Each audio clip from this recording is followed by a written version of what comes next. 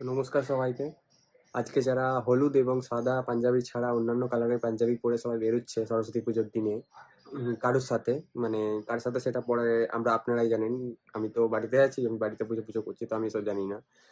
And তাদেরকে একটা গুরুত্বপূর্ণ বলে দেওয়া উচিত যে আজকে একমাত্র হলুদ কিংবা বাসন্তী কিংবা সাদা, এই তিনটা কালারেই পাঞ্জাবি পরা অ্যালাউ। বিকজ মা সরস্বতীর খুবই নম্র, ভদ্র এবং শান্ত কালার পছন্দ।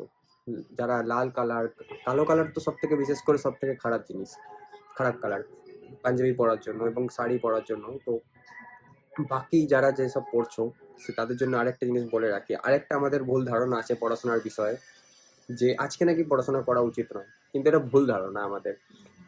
আজকে সরস্বতী পুজোতে পড়াশোনা করা সব থেকে শুভ বলে ধরা হয়।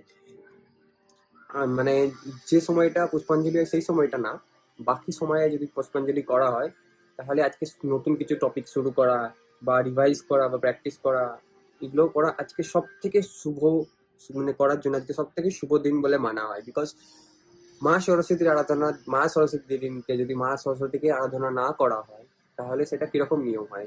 কিন্তু আমরা সাধারণত লোকমত এটা জেনে এসেছি যে আজকে সরস্বতী পুজোর দিনে পড়তে বসতে নেই, কিন্তু এটা সম্পূর্ণ ভুল ধারণা আমাদের। আজকে পড়াশোনা করা অবশ্যই উচিত, একটুখানির জন্য হলেও। বিকজ মা সরস্বতীকে আরাধনা করা মানে শুধু মা সরস্বতীর পুজো করা না, মা সরস্বতীকে আরাধনা করা মানে বই পড়াও।